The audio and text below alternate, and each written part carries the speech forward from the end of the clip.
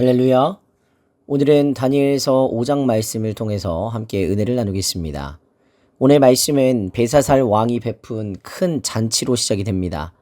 당시 바벨론은 메대 바사 연합군에게 포위된 위기 상황이었습니다. 그럼에도 불구하고 벨사살은 1000명의 귀족을 초대해서 술잔치를 벌입니다. 이것은 마지막 밤을 모르고 웃고 즐기는 어리석은 자의 모습과도 같았습니다. 더 나아가서 벨사살은 하나님을 모독하는 행위를 감행합니다. 예루살렘 성전에서 탈취하여 온 모든 그릇을 가져와 그것으로 술을 마셨던 것입니다. 그릇은 하나님의 임재와 거룩함을 상징하는 성물이었습니다. 그런데 그 거룩한 것을 세속의 술잔으로 전락시킨 순간 하나님의 진노가 임하게 되었습니다. 그때에 사람의 손가락이 나타나 벽에 글씨를 씁니다. 그 누구도 그 글을 읽거나 해석할 수가 없었습니다. 왕은 두려움에 떨며 모든 지혜자를 불렀지만 아무도 해석하지 못했습니다.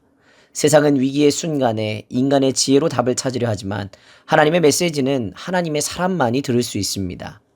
왕비는 다니엘을 추천합니다. 그는 과거에 꿈을 해석해주고 하나님의 지혜를 가진 자로 알려진 인물이었기 때문입니다. 다니엘은 보상을 사양하며 벨사살 왕의 교만과 무지를 지적합니다. 왕은 이것을 다 알고도 아직 마음을 낮추지 아니하고 하나님께는 영광을 돌리지 아니한지라. 벨사살은 느부갓네살의 교만과 징계의 역사적인 교훈을 알고도 똑같은 길을 걷고 말았습니다. 하나님의 심판은 경고 후에 반드시 임한다는 사실을 잊지 말아야 됩니다. 다니엘은 이제 벽에 쓰여진 글을 해석합니다. 메네메네 데겔 우바르신. 세어지고 세어지며 저울에 달려 그리고 쪼개지다라는 의미입니다. 이것은 하나님의 공의로운 심판이었습니다. 하나님의 저울은 외형이 아니라 영적 무게와 진실함을 평가합니다. 하나님의 저울에 달아보니 벨사살은 영적으로 무게가 없는 사람이었던 것입니다. 그날 밤 벨사살은 죽임을 당하고 바벨론은 멸망합니다. 벽에 쓰인 글은 상징이 아니라 하나님의 실제 심판이었습니다. 우리가 하나님의 저울에 달렸을 때 과연 어떤 무게로 측정이 될까요? 외적인 권세, 세상의 성공, 다른 사람의 평가가 아닌 하나님의 눈으로 나를 평가하실 때 우리는 어떤 사람으로 서일 수 있을까요? 믿음으로 세상을 압도하는 삶은 하나님의 기준 앞에 떳떳한 사람의 삶이 됩니다. 벨사살의 교만은 멸망을 낳았지만 다니엘의 겸손과 진실은 세상 나라가 무너져도 쓰임받는 자가 되게 했습니다. 오늘 우리 역시도 하나님의 저울에 달려 부끄럽지 않은 정직하고 겸손한 삶을 살아낼 수 있어야 됩니다.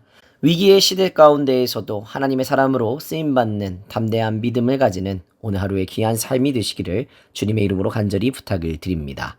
오늘의 기도 제목입니다. 하나님의 저울에 달려도 부끄럽지 않고 정직한 겸손한 삶을 살아낼 수 있도록 위기의 시대 가운데에서 하나님의 사람으로 쓰임받는 담대한 믿음을 가지도록 우리 가정과 교회가 하나님의 거룩한 손에 붙들려 하나님께만 영광을 돌리는 삶을 살아낼 수 있도록 기도하시기 바랍니다. 기도하겠습니다. 거룩하신 하나님 아버지, 벨사살 왕의 교만과 다니엘의 겸손을 통해 하나님의 심판과 은혜를 발견합니다.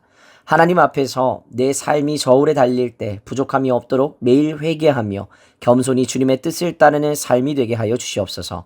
세상이 나를 평가하기 전에 먼저 하나님 앞에 정직한 자로 살아갈 수 있도록 인도하여 주옵소서. 감사드리며 거룩하신 우리 구주 예수 그리스도의 이름으로 기도하옵나이다. 아멘.